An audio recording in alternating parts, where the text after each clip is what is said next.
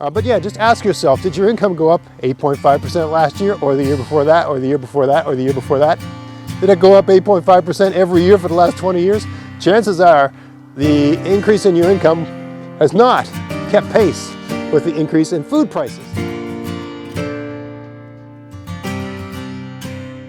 You're listening to the Maritime Gardening Podcast, episode 117, brought to you by Vessi Seeds and Safer's Gardening Products. Well, people, it's December 2021. I'm outdoors here because when I do these podcasts, people are more inclined to watch and listen to them if they're outdoors than if they're indoors. And unfortunately, there's a bit of noise in the background. Hopefully it's not going to ruin the podcast. There's construction going on. It's about half a kilometer away, but to me it sounds like it's right next door. So hopefully my microphone isn't picking that up. But anyway, we'll persevere and move onward, and we'll see on the editing floor whether that's going to stick around. Today's podcast, I haven't done this form of podcast for a while where it's just me talking sort of lecture style, which is the format I started doing the podcast with, and then I get into interviewing book authors and sort of thing. I like both things. This takes a lot more preparation because it's all me. And I have to sort of think about it and that sort of thing. But I also enjoy it a lot more because I'm letting you in on what's going on in my mind, things I'm thinking about at the present time. So today, I'm going to talk about food prices, the fact that they're going up, and what to do about it. But before we get into that, I'm going to just quickly make a note about one of my sponsors, Vessi Seeds. My arrangement with Vessi Seeds runs from December 1st till the end of November the following year. So they just re-upped with me. So I have another arrangement with Vessi Seeds starting December 1st, 2021 until November 31st, or the end of November 2022. Same deal as before. Free shipping on everything except oversized items, as long as you've got a pack of seeds in your order, right? So you want to, and there's a lot of things you can order and still get free shipping. Whips for apple trees, blackberry bushes, raspberry bushes, all the things like that they sell.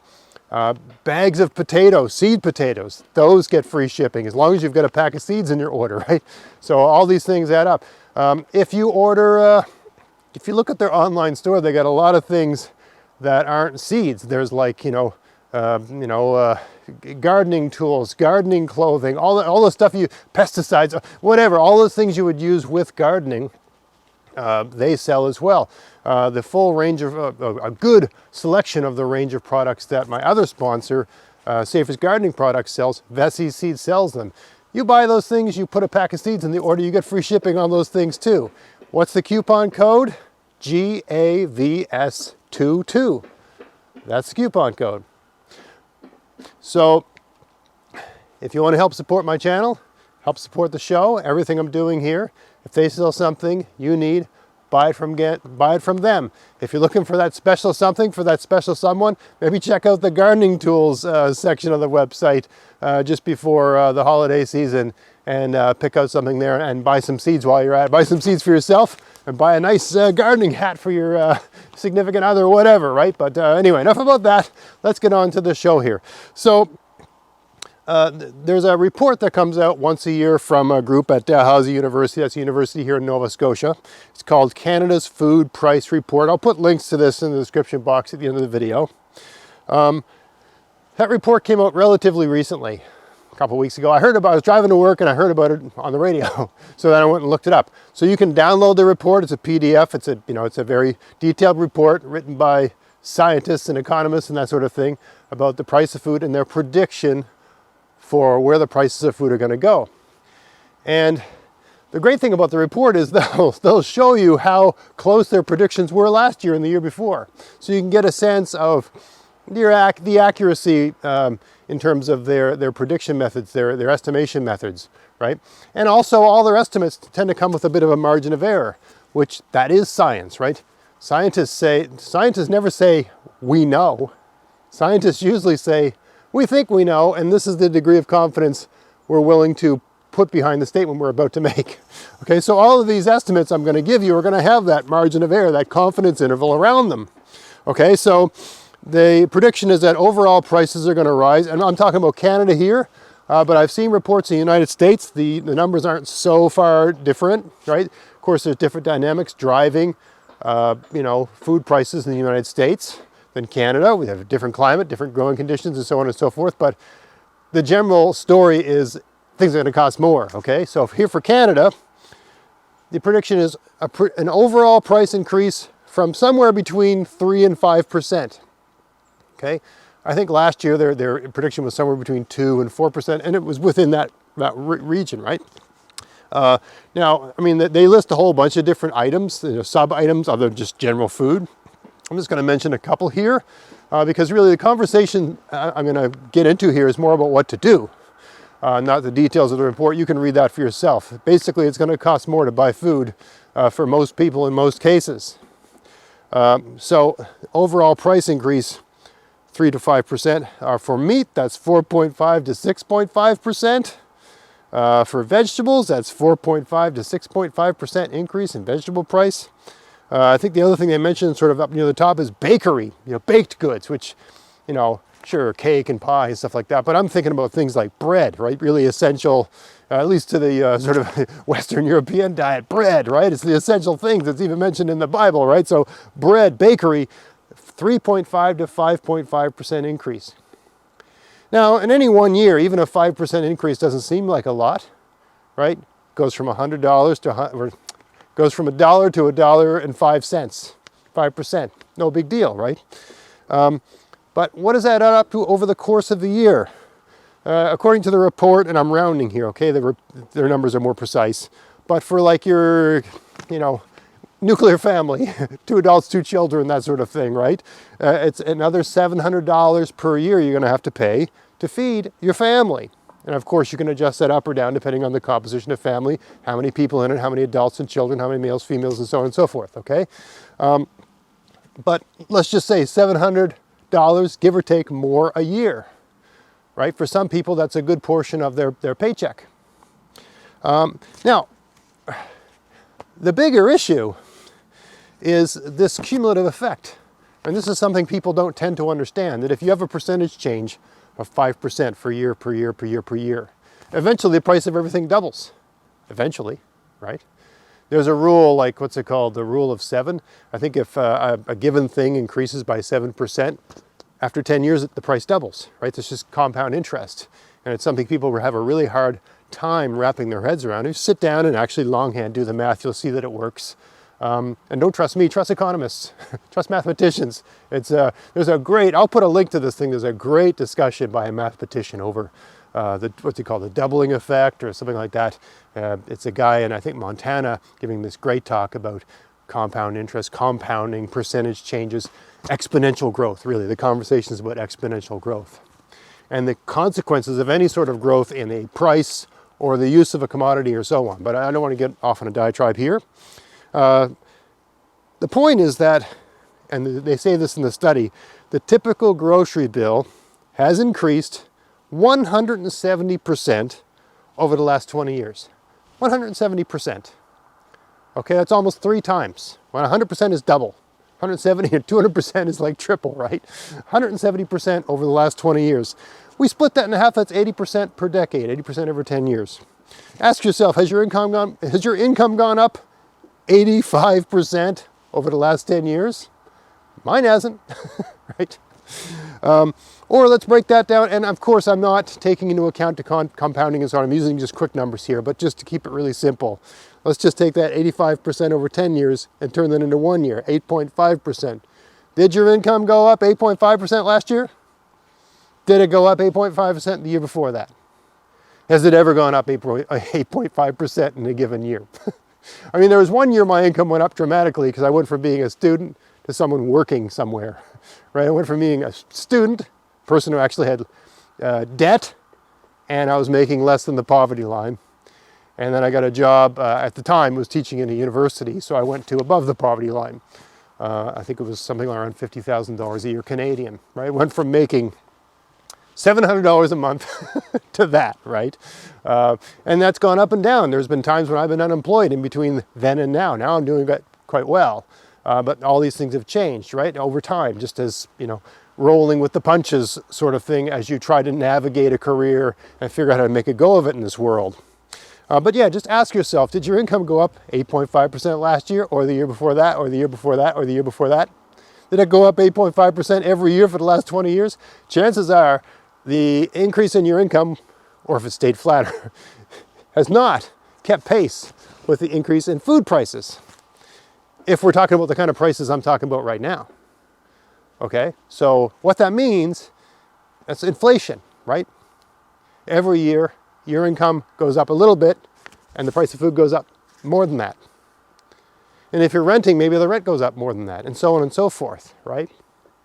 So it's an equation, and you're part of this equation and you're getting squeezed, right? So this is a problem. We have a problem. My income did not go up 8.5% last year, or the year before that, or the year before that, or the year before that, right? There's only one year it went up more than that amount, because I went from being a student, working part-time, making next to nothing, to working full-time, right? So, and that was, I think 2003. It's 2021 now, right? Almost 2022. Anyway, we have a problem. How did we get here? How did the price of food go up so much? Why is it going up so much in recent years, right? And we can argue about this till the cows come home. And this is not an economics channel. This is not a politics channel. This is not a agribusiness channel, okay? So, I mean, we've got supply chains. Speaking of Canada, most of our food comes from like Mexico, United States, Egypt, other parts of the world, all over the place, right? Because there's a whole big period of the year here where we can't grow anything. The place is just a big frozen pile of snow, right? Or even within Canada, a lot of the food, like I live in Nova Scotia, it's not really, we have an agricultural belt here, but it's not like an agricultural powerhouse here. Now, a lot of our food comes from other parts of Canada that have better climates, better soil, bit more space, and so on and so forth, right? Ontario, Quebec, we get a lot of our pork here from Quebec. We get a lot of our produce from Ontario, that sort of thing, right? And western part of the country, on the other side of the Rockies, they get stuff from like, parts of the United States that we don't get stuff from. And then there's your fruit. We don't get any. There's no oranges in Canada. We get them from Florida, California, Mexico, and other places all over the world sometimes, Chile, Argentina, whatever, right? Or sometimes parts of Europe. Anyway, supply chains, right? Getting things from those places to here, the price of that's gone up. Why is that? Well, there's this stuff that vehicles use to get around called oil, and there's a finite amount of it in the world, and we're still dependent on it. The prices fluctuate, but if you look over time, the price of oil goes up, right? So it's going to cost more to get from one place to another. Right? When you're buying your orange, what you're buying is the cost of the oil that was required to get that orange from the tree it was growing on into the store where you bought it from, right? Climate change, right? Places that grew a certain thing can't grow that thing anymore, or they're having difficulty. Or in any given one year, their crop fails because of some dramatic shift in temperature that drives all kinds of other changes that just compromise the yield of the crop. Right? Or change the activity of some pest or problem that wasn't a problem before, right? That's change, right? Things aren't predictable. So things become less available. There's less of something available, the price of it goes up because everybody still wants just as much as they wanted before. Oil reserves, I already mentioned that. COVID-19, just getting stuff from one place to another is slower now. Right, so less of the oranges are good by the time they finally get from California to Nova Scotia, for instance.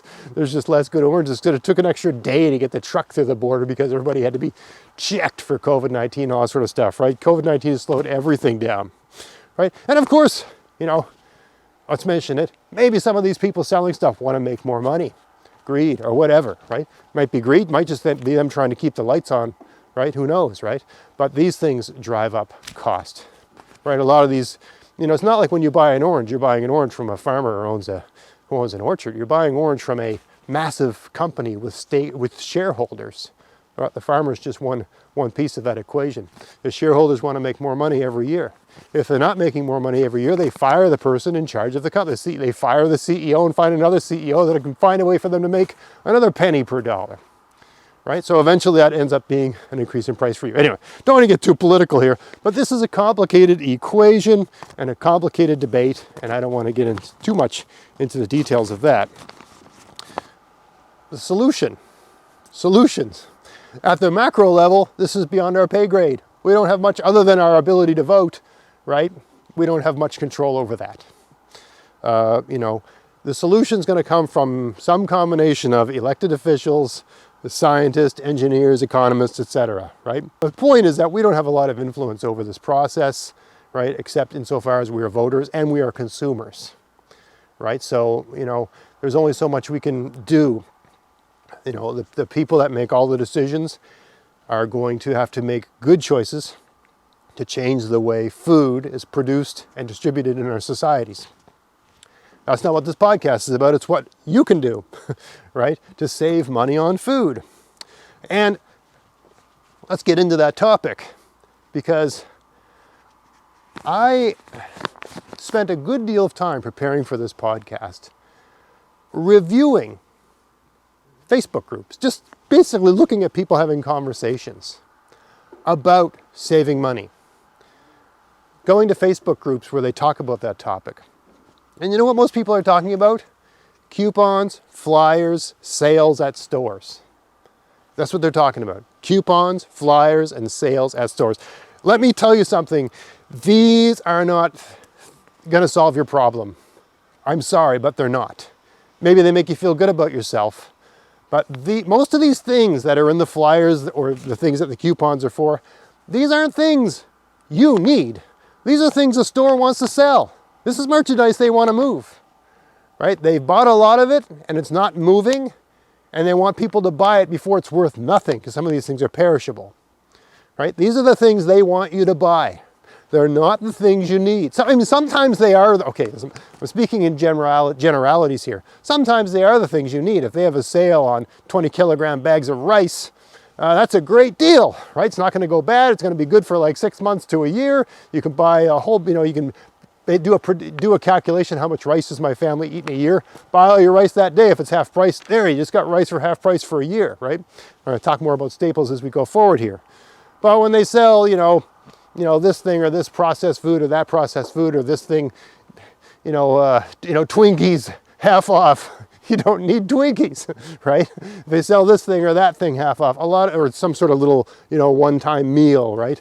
These are all things you don't need. The sale and the coupon, these are the things they want you to buy. They're not the things you should be buying if you want to save money, especially if it's not just one person, if you're feeding 2, 3, 4, 5, 6, 7, 8, whatever number of people, right? So I got a couple pointers here. I got a couple ideas I wanted to share with you. This is what I've been doing. And I spent a good deal of time of my life living below the poverty line just because I was a student in university and I didn't have parental support.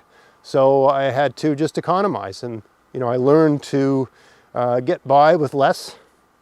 And there's been points in my marriage where one of us was not working full time. The other one was. But the house we bought was bought on the assumption we were both working full time. So you got a house, you got a mortgage, you got children, you got bills, and your income is way less than you planned for it to be, right? So during those periods of times, and I'd say, at least 5 years of our marriage was in that situation. We had to reduce our grocery bill considerably. So to give you a sense, like in 2013, 2013, 14, 15, no, 13 I was working. 14, 15, 16, and some of 17, I was just working part-time. I was teaching part-time at university. I was making $12,000 a year. Okay, we got a house, we got 2 kids, we got so on and so forth. So we reduced our grocery bill to $100 a week. That was our grocery bill.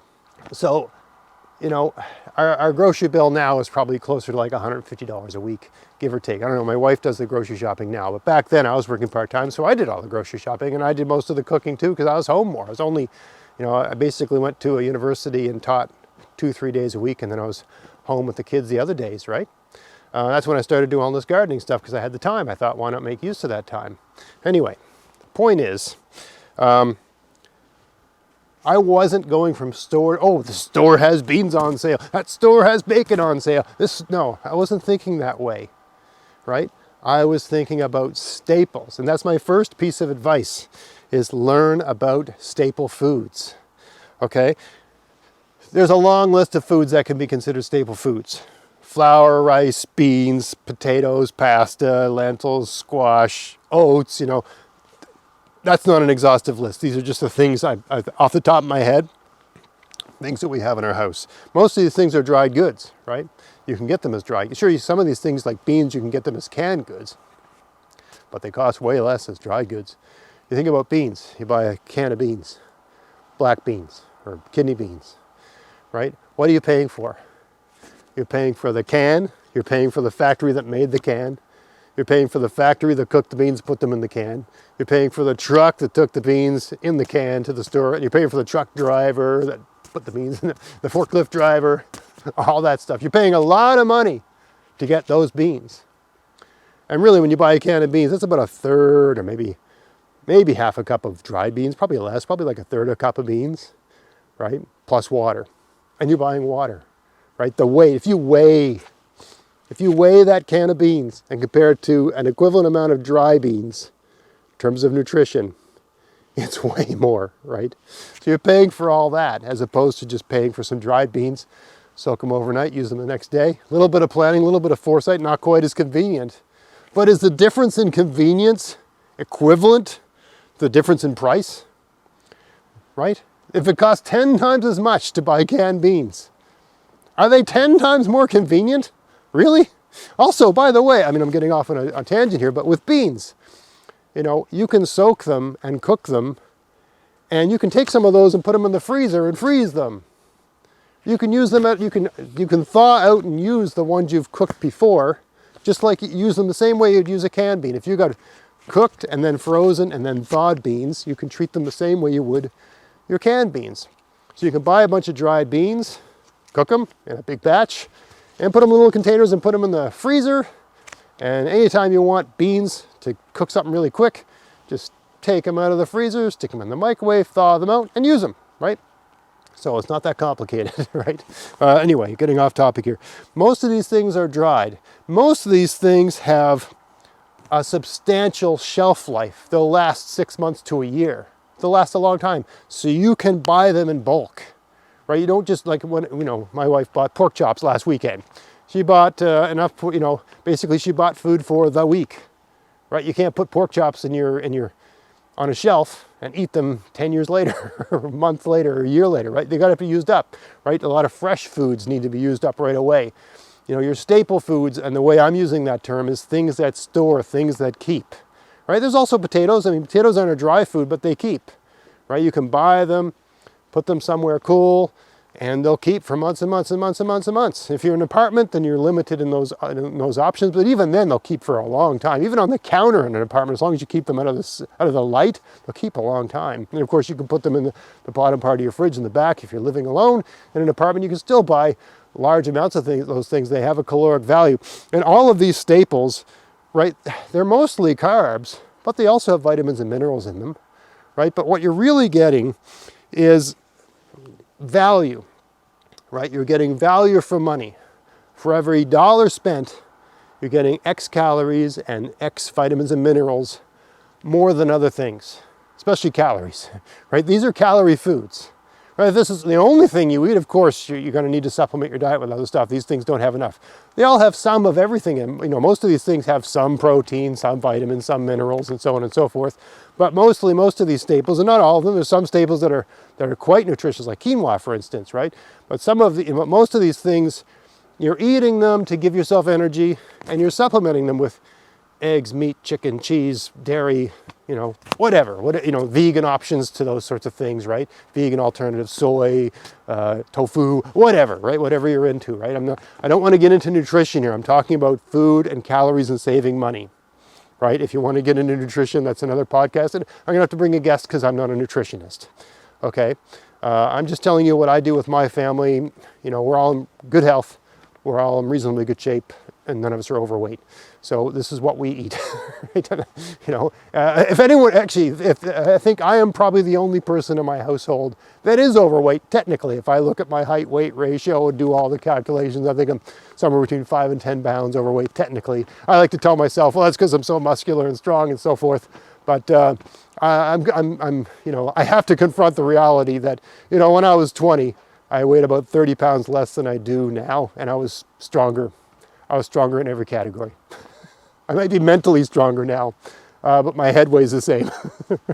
So yeah, it's not muscle. I'm a little bit overweight for my age. But everybody else is great, right? Our kids, everybody's just exactly where they ought to be. If any of that sort of thing matters to you, or if you're concerned about, oh my goodness, what if we add all these carbs to our diet? I mean, think about, I'm 49 years old. I'll be 50 in 2022. And think about all these diet crazes we went through in the 80s and the 90s and the 2000s. It was a period of time, everything had to be low fat. Everybody, low fat this, low fat this, low fat that. After 10 years of that, everybody was still overweight. In fact, probably if you looked at that as a graph, the proportion of North Americans it went up. They're like, oh, it's not fat, it's carbohydrates. It's carbohydrate, you got to cut down the carbs. You got to have a meat diet and a cheese diet, whatever, right? And everybody kept gaining weight, right? And it'll be something else 10 years from now. I look back 100 years, look at pictures of people that lived when my grandparents were young. Nobody, this sort of obesity epidemic, all this sort of stuff did not exist back then. Everybody was in reasonably thin, reasonable, weight relative to their size and their frame and so on and so forth. And I'm not trying to get onto any sort of fat shaming thing or anything like that. That's not my point. I'm just talking about weight per frame and ideas about that sort of thing. I think back to that generation where very few people were overweight. And guess what? Their diets were organized around staple foods, right? They ate staple foods and they had some other things with those staple foods, a little bit of meat, a little bit of vegetable, a little bit of this, a little bit of that, right? And they were all fine because they weren't doing anything to excess, right? And those people did not have the range of options we have today, right? They made do. And you're going to see the theme of everything I'm talking about here. Really, it's about relearning all of those things that were lost with that generation, that practical, pragmatic, thinking ahead generation. Put a little elbow grease in there, fix that thing. Spend 5 more minutes in the kitchen and save twice as much money, that sort of thing, okay? So, with the staples, you can buy in bulk. They don't go bad quickly. If rice is on sale, you can buy twice as much as you otherwise would buy. If some canned item that you use a lot of is on sale, I always tell my wife, we eat kidney beans all the time. If you see kidney beans on sale, sure, we cook them dried, but sometimes, we have a few canned ones around. The cans are half priced, buy twice as many, right? Canned tomatoes, those go down in price. Buy a bunch, the can of tomatoes is not going to go bad, right? So there's that. So buy in bulk. Think about the shelf life of the thing. Don't overbuy, right? If something's on sale or whatever and you see a good deal and you're gonna buy in bulk, think of how much you're buying. Are you gonna use that up? You don't wanna be throwing away flour because, it only keeps so long. Eventually you make a loaf of bread and it's got this weird taste and it's because the flour has been on the shelf too long. Or you make rice and the rice has a weird taste and nobody likes it. It's because you had rice for 2 years. You bought too much damn rice, right? So you got to think about how much do we use on a regular basis. And you got to use those things up. Number 2, buy more vegetables. Now, I know when I started the podcast, I talked about how much more the price of vegetables was going to go up, and it's going to go up more. It's still a good deal. It's still a good deal. And I mean, that's an average of all vegetables. Right? From the microgreens all the way to the cabbage, right? The price increase is for all vegetables. Certain vegetables aren't going to go up as much as others, right? And the cheaper vegetables tend to be very basic in price, right? So I'm talking about stuff people used, I'm not talking about microgreens, I'm talking about stuff people used in the old days, stuff that when you go to your grandmother's or grandfather's place, they're cooking, right? Cabbage, turnip, beets, squash, carrots, right? Frozen peas, frozen vegetables, right? All perfectly good for you. I mean, we get a little too bent in a shape. Well, this has slightly more nutrients and enzymes. And these things don't really matter too much to your body. I know there's lots of people that think they do. But the main thing is that you're eating a lot of vegetables. It'll all work itself out. That's, there's very little science. Science by scientists in universities publishing peer-reviewed papers. Okay, you're going to find very few saying everything you have to buy has to be just picked minutes before you ate it. Okay, for the most part, you can have a healthy diet, eating, sure, it's good to have fresh vegetables. We enjoy the taste better, but frozen vegetables are just fine if you're saving money with that sort of thing. We eat a lot of frozen, even though I grow a ridiculous amount of peas and beans in my garden, we eat them all, and we end up buying frozen peas and beans as well, right? They're usually a good value, good deal. Frozen corn too, I use that a lot, but they're still good for you. And yes, I'm not advocating being a vegetarian. That's not the point, right? You can still have your steak and your chicken and your eggs and your fish and your cheese and your sour cream, whatever, right? Your proteins, right? I'm not a vegetarian. I'm not a vegan. I got no problem with any of that. I think that's a great thing to do. But my point is you don't have to shift to that. It's more about organizing your diet instead of where the meat is the star of the show, which we tend to think, especially us North Americans. Think about the vegetables and the staple being the meal, and the meat being the thing that goes with the meal that makes, adds value to the meal, almost like a seasoning, right? Just like sometimes you'd make a pasta and you put a little Parmesan cheese on top, changes the whole pasta dish, makes it enjoyable, makes it more enjoyable. Think of your meat as the thing that goes with your staple and your vegetables, right? Think of it that way, right? If you can start wrapping your head around that principle, you'll start saving a lot of money, right? And there's arguments that it's a healthier way to live and so on and so forth. Again, this is not a health podcast. So that's number 2, buy more vegetables and eat them. Make them a good portion of your diet, right? Make a third of your plate vegetables. And I'm not counting things like potatoes. I'm talking, these are not the starch staples. This is the vegetables, right? The things with the colors, right? Make that a good portion of your plate. It fills you up. It's very good for you. You're satisfied. You learn to cook these things and you'll really enjoy them. A lot of us grew up on everything being boiled. What a dismal way to prepare a vegetable. There's so many better ways to prepare vegetables, especially if you explore other cultures that are vegetable heavy in their diet, like Asian cultures and so on, right? They just seem to know how to cook these things in a way to, get more out of them than it is, sort of my background would be like something very British or it's just like boiled and sterilized and bland, right? Anyway, which brings me to my next point. And this one is, there's no particular order here. These all go together, which is learn to cook. Learn how to use your kitchen to make these basic ingredients sing, right, and taste good. Learn about prepping food. Instead of buying the cut up cauliflower, buy the whole cauliflower and cut it up with a paring knife and a chef's knife, right? Learn about preparing food, how to prepare food. Learn about seasoning food, the application of salt, the application of pepper and spices and that sort of stuff, right? There are some foods that just aren't that interesting. You season them a bit, they're incredible. You go to someone's house and their food tastes better than yours, ask them what they did. Check your ego, put your ego away.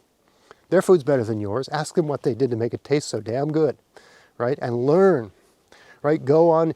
When I was in my 20s, if you wanted to learn how to cook, you had cooking shows on television and you had cookbooks. And the cookbooks would never tell you everything you need to know. Now you can go on YouTube and watch people cook an entire meal and learn and they're talking the whole time, explaining every little step, right? People often give me grief for talking too much.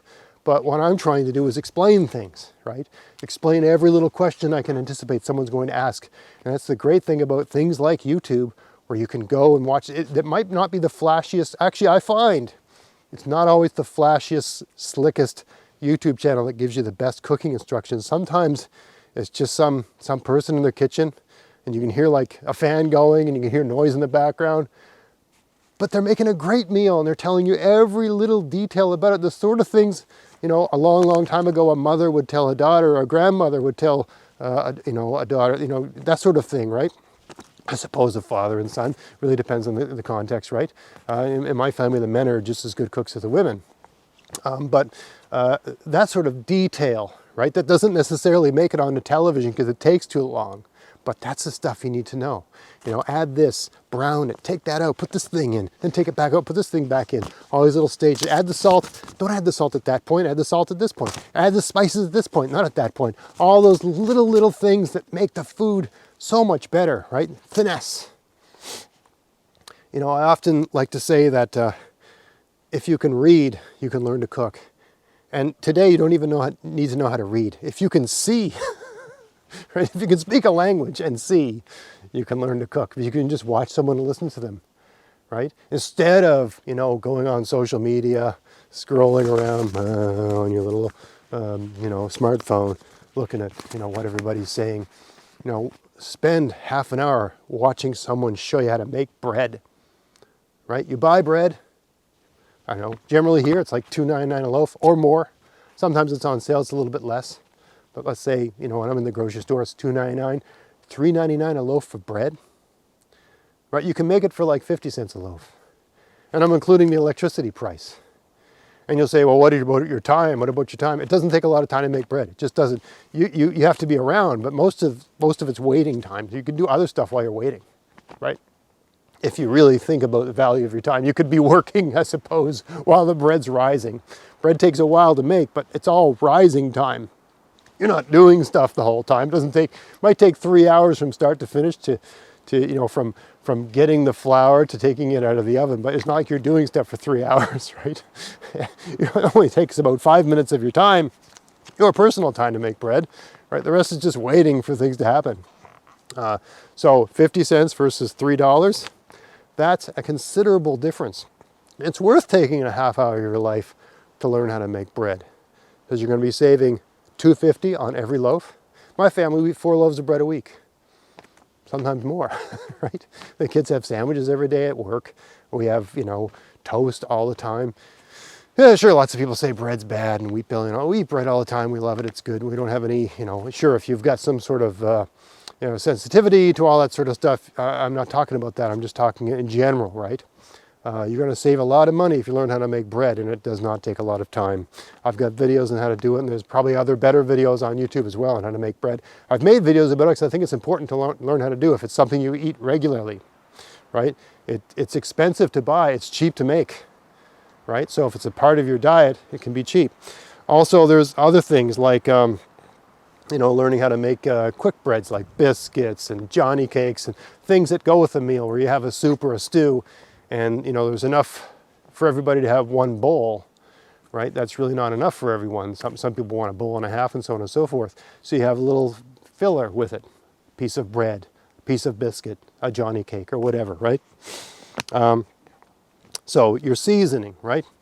Prepping, cooking, salt, pepper, spices, acidity, all those little sorts of things. These are all things you can read about it and learn, and you don't have to be a genius to learn these things. And there's also, when it comes to cooking, learning to cook, the application of heat, right? How much heat to apply, when to use steam, when to use oil, when to bake in an oven. All these things, these are all skills. Your kitchen is a toolkit where you transform basic ingredients into delicious and healthy food, right? And you don't need an incredible array of tools in the kitchen. You know, a knife, a pot, a pan, and an oven, or even just a hot plate, right? You can do a lot with those basic tools. There's a lot of things they try to sell you on TV, and all those things are handy, but knife, pot, pan, oven, you can, I think you could cook just about anything in those basic things, right? The other things they sell, whatever that gimmicky thing is, you know, those are people preying on the notion that cooking is hard. Cooking is an art, like anything. If you spend time, if you invest your time in doing it, you'll get better and better and better at it every year of your life. Invest your time and learn. Listen to people that are better than you. My favorite cooking show right now, this changes, but over the years, I would say, currently I watch Jacques Pepin. You just go on YouTube, type Jacques, like French, Jacques, Pepin, P-E-P-I-N, Jacques Pepin. Great cooking instruction. There was a year where I obsessed with Alton Brown. I loved his show, Good Eats. great. It's basically like cooking for nerds. He explains baking soda and what it does and acidity and all these sorts of things. He shows how the molecules are working, but he's also making delicious food, the type of hummus that we normally make. And I have a recipe for hummus on my YouTube channel. That's Alton Brown's recipe, right? But I think before Alton Brown, it was like the people that were on television that I would have watched. So I would have watched, there was a great show called Cooking with Pasquale. I think it was out of Montreal. It was this Italian guy in Montreal, and he'd sing opera while he cooked he was like this older man, like in his 60s, maybe even 70s, and in half an hour he'd make a feast while singing opera. Always inspired me. I used to watch a Chinese show. I think it was called Walk with Yan. It was a Canadian, I think it was Canadian, out of British Columbia. And this is me being a kid back in the 70s or 80s, in sort of Nova Scotia. And I'd be watching this guy make this colorful, beautiful food that looked nothing like my food. And just being inspired. It's like, I want to get a wok. I want to get a wok spatula. I want to get sesame seed oil and 5-spice batter. I want to learn what that guy's doing because his food looks great, right? I was being inspired by that stuff. And that's a journey I started when I was a teenager, right? Just looking at the delicious food. So learning to cook is key. Another point, and it's a subcategory of learning to cook, is learning about simple food, learning to prepare and enhance the flavor of simple foods, right? Soup, stew, things like porridge. We have porridge 2-3 times a week, right? And I don't mean those little packs of the pre-made stuff. I mean, we buy a big container of oatmeal, right? And we add water and we cook porridge. It does not take long. It's not hard to do. And it costs way less, right? And it basically, you can fill yourself up and you're good till like 10 o'clock when you want to have an apple, and then you're good till 12 and you have your lunch, right? It's cheap. It's very inexpensive to cook things like that, or a soup or a stew. And I mean, soup is one of the best things because at the end of the week, you just take everything that's in your fridge, everything that's going to go, all your sort of perishables, figure out a way to make a soup out of that. I would include things like bouillabaisse, right? Chowder, all those are just basically a watery pot full of stuff that tastes good with heat and salt and pepper and spices, right? Soup, stew, right? So we think of stew in the sort of British sense, right? But stew is a bigger category. Think of like a pasta sauce is a kind of stew. It's not watery and runny, it's thick. A curry to me is like a stew, right? Sort of thick, mushy stuff that you put on a starch.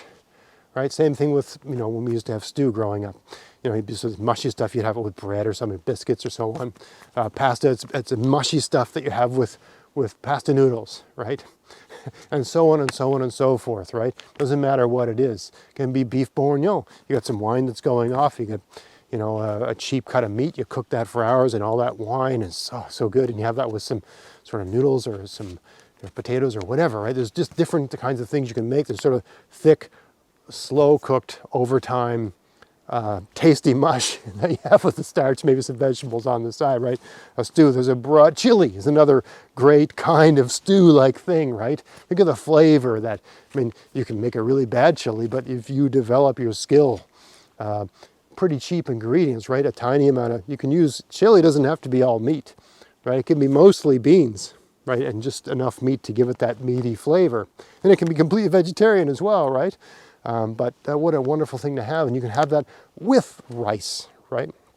With other things like that, with biscuits, with bread or whatever, right? Whatever you want to have it with. Also, just learning how to cook your basic staples, learning how to cook dried beans, how to take dried beans and turn them into beans you can cook stuff with. There's a bit of a skill there. Learning how to cook rice, where you've got dry rice, and you're going to turn that rice into, soft, fluffy rice to have with your curry or your stir fry or whatever. Right? These are the reason they start selling things like minute rice and instant rice and started convincing people that cooking rice was difficult. It is not difficult to cook rice. You put one quantity of rice in the pot, 2 quantities of water, bring it to a boil, put the lid on, put it down to minimum, let it stay like that for about 10 minutes, turn the heat off, wait another 10 minutes, your rice is ready. It's not hard to do. Right? First, when you're going to cook a meal like a stir fry, so basically it takes about 20-25 minutes to prepare rice. So you start with preparing the rice, you get that going. While that's all happening, you make the meal that goes with the rice. It's going to take you 25 minutes to make to make the stir fry. It's going to take even more time to make the curry or whatever's going with your rice, right? It's going to take you more time to make that than to make the rice. So the idea that making rice the old-fashioned way is inconvenient is just ridiculous, right? You're going to be cooking some sort of meal.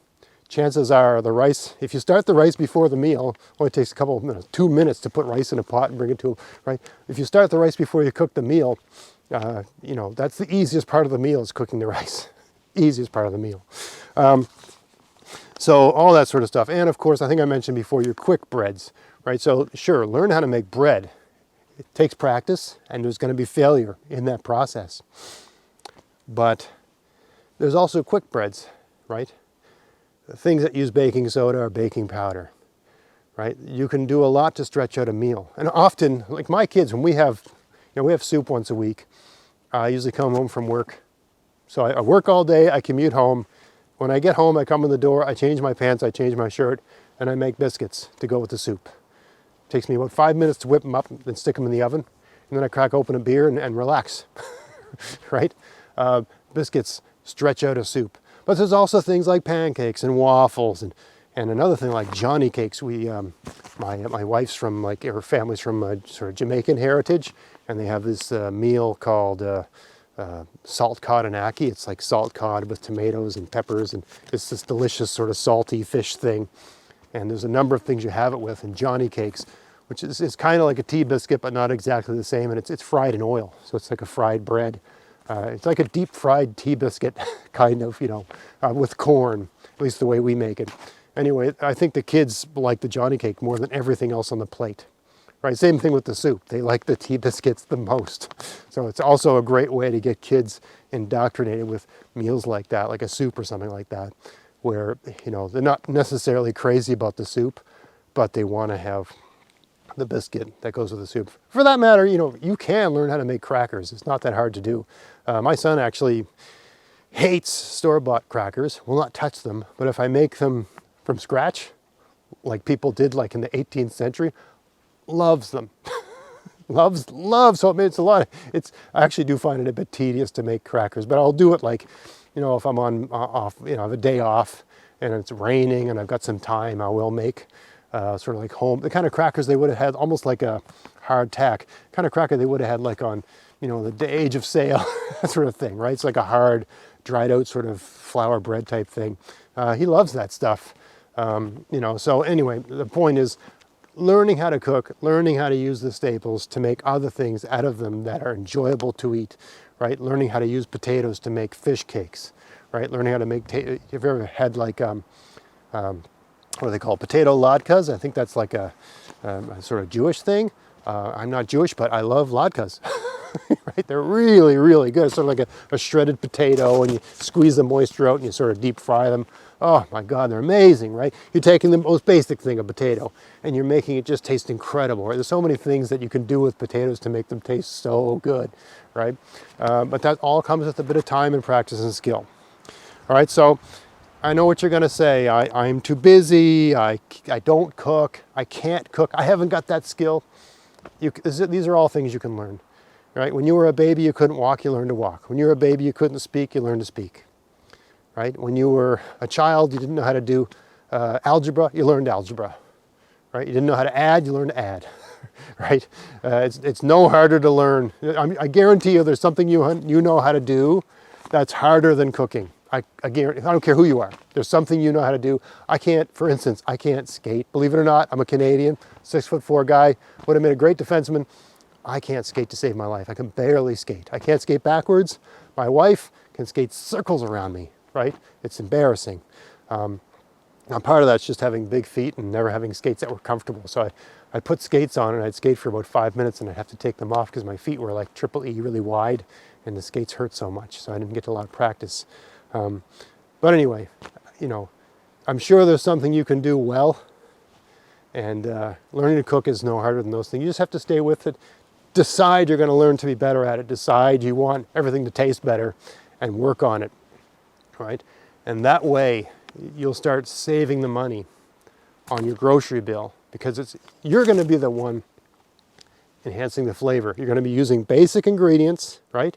Rice, flour, grains, right? You're going to be using those basic things to make delicious meals with a handful of other ingredients and the knowledge of how to apply those ingredients to the basic ingredients, right? And no one's going to complain, and you're going to be saving a lot of money on your grocery bill. While all these other people decide what to do about this mess that we're stuck in the middle of. And one final thing, if you have land or access to land, grow as much food on it as you can and make a priority to grow things that store easily, right? Things that you can harvest and eat later, not just the things that think about things like lettuce or whatever, right? I'm always amazed when I watch some of these science fiction films, and I'm a big science fiction fan, but they'll have like a group of people and they have a garden, and the garden's all like lettuce and tomatoes. Nobody's living off of lettuce and tomatoes. They're nice things to eat, but I mean, people live off of the calorie crops, the staples, right? Where's all the staples? Where are you growing the staples? Those are the things that feed your people, sort of thing. If you go back through time, it's always some key thing that people rely on as their sort of staple food, or a handful of staples that they rely on, right? That give people the energy they need. So grow as much of those things. In my garden, I mean, I grow more potatoes and squash than just about anything else by weight. Right? Because you know, squash, you pick it, you stick it on a shelf, eat it later on, eat it 2 months later, 3 months later, that sort of thing. Potatoes will keep 3, 4, 5 months, you know. So I grow a lot of that stuff because I can eat it later. I'm eating out of my garden all year long. I grow a lot of garlic. Now garlic is not an essential food, like you're not going to fill up on garlic and be full and be fed. But garlic makes everything taste good. You put a little garlic in your mashed potatoes, tastes better. Toss your potatoes around with a little garlic, roast them in the oven. It's just about, have a little garlic with your kale, it tastes better, right? Have some garlic with your stir fry, it tastes better, right? So it's just a flavor enhancer. So it makes everything, if you're gonna have a more plant-based diet, adding things like that to it, just sort of enhance the flavor of everything to make it all taste better, right? So if you have land or access to land, grow as much on that land as you can, with a preference for growing things that can be easily stored and eaten later. And I know I have some viewers that live in apartments, and maybe they're watching this channel because they think about maybe someday I'll have a property or a piece of land. In the meantime, maybe you walk by some older person's house every day, maybe an old widow or something like that, and you just do something crazy. Walk up, knock on the door, take a risk, because the worst thing that can happen with this proposition is the person says no and tells you to get the hell off the property, which isn't the end of the world. You knock on the door and say, hey, I want to have a garden, but I live in an apartment and I'm years from being able to own a house, if ever. I noticed you have a big, beautiful lawn.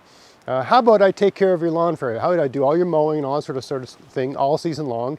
And you let me put a couple garden plots on your land, and we in that location, sort of thing. And you can share some of my food too if you like that. The person, some of them will just tell you no, go away, leave me alone. Probably 9 out of 10. But you might find one of these people that says, oh, I used to have a garden years ago and I just can't do it anymore. That would be so nice, trying to make yourself presentable, trying to make yourself look as non-threatening as possible, that sort of thing. My point is, there is an option, right? I mean, of course, there's community plots and all that sort of stuff. From what I've seen, you get like one 4x10 garden, which is better than nothing, but you're probably not going to be supplementing much of your diet with one plot. You probably have to have multiple plots to get something out of that. So my advice would be find someone with land, or an aunt or an uncle or someone like that, right? And say, how about I do all of your lawn mowing for nothing, but I get to put like 4x8 beds on your property, and you can share some of that. I don't know. That's what I'd do if I was in that situation. It takes a bit of guts, it takes a bit of nerve, and it's a risk, because the person might just tell you, like, what, are you crazy? Get off my property. Well, you just go to the next person, ask them. Just keep doing that. Maybe someone will say yes, right? Anyway, yeah. If you've got access to land and you're not growing anything on it, start growing and grow more and grow as much as you can manage comfortably. That's where I am right now. I really, I still seem to, despite that I always say I'm not going to make my garden bigger, and I always make it a little bigger every year. And I'm sort of reaching the limit of what I can do with a full-time job. If I was, retired or, a full-time YouTuber or whatever, I'm certainly not there yet. I could do more, but for me, the 2,500 square foot garden, doing it all on your own. A little bit of help from the family, but not like basically you're the driving force, right? 2,500 square feet is about the limit. If you've got, I mean, it'd be different if you didn't have other pastimes. I got other things I'm into, right? So I can't do all just work, gardening, and being a husband and father. There's other things I enjoy doing besides gardening and making YouTube videos and stuff like that. And I have to do those other things to be happy, right? So to sort of have a balanced life, for me, 50 by 50, give or take. A 2,500 square foot garden is about as big as you want to go before it starts taking over your life. So, of course, if you love gardening, you want it to take over your life. So what's the big deal? All right, so that's my podcast. I hope you found that interesting. If you did, please like, share, subscribe. I really encourage you to share this one on your Facebook groups and so on and so forth, because all the conversations I hear about saving money and food, and it's all about coupons and, like, you know, buying 20 pounds of hot dogs to save money and then eating hot dogs all week. That's ridiculous, you know. Like, there's other ways to save money, right? There's better ways to sort of organize your diet and think about your groceries. A quick note about my sponsors before we go. I'm not going to do the sort of canned thing I've been doing for a while, because I have to come up with a new one because the coupon code has changed. But yes, Vessi Seeds is my sponsor again. The new deal started December 1st, 2021, and it runs to the end of November 2022. GAVS22 is the coupon code. As long as you've got a pack of seeds in your order and there isn't an oversized item. An oversized item is like a thing like a rototiller. There's details on their website that explain these sort of things, right? So as long as you don't have an really big sort of heavy, large things that are costly to ship. As long as you don't have oversized items in your order, you get free shipping as long as there's one pack of seeds in your order. Remember, Vessi Seeds, they did not come to me. I went to them. Both my sponsors, I went to them.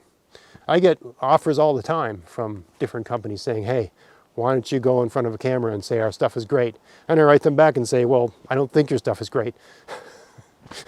I have no use for your stuff. I would never tell someone to use your stuff. So good luck, best of luck to you. I'm not the guy. I can't sell. I'm not a salesman, right? So go find someone else to say your stuff is great. I don't use it. I called Vessi's. I asked them, hey, how about we work out some sort of sponsorship thing where, you give me a bit of money and help me do this podcast thing, and maybe you give a deal to my viewers and maybe they'll buy some stuff from you and we'll both sort of benefit. Right? It was the same thing with Safers. I used their slug and snail killer. I think it was the first thing I ever used. I'm like, this stuff works. I basically was in the store. I was looking at the package and I said, chemically, I'm totally cool with using this in my garden. I don't see any problem at all here based on what's in it. So I used it and it worked great. And then I phoned them. Hey, guess what? I got a YouTube channel. How about you give me a bit of money and I'll tell people to buy your stuff because I think your stuff's great. And they gave me all their different, I don't use their full range of products because I don't have that full range of problems in my garden. But they have an incredible range of products in their garden. These are my sponsors. If you want to help support the channel and everything I'm doing here, they sell something you need, buy it from them. All right, so I hope you found this conversation interesting. I hope I didn't ramble on too much about too many different things. It's been a while since I did a video like this, so I can tell I'm a little bit excited because I'm not used to being in front of the camera like this. I'm used to interviewing someone and have to sort of control myself. So hopefully it was interesting. Please let me know if you want more of this sort of thing or more of the interviews. I imagine it's probably 50-50. Who knows? We'll find out. I hope I don't regret asking that question. But anyway, until next time, get out there. Get at it. Have fun in your garden. Thanks for watching.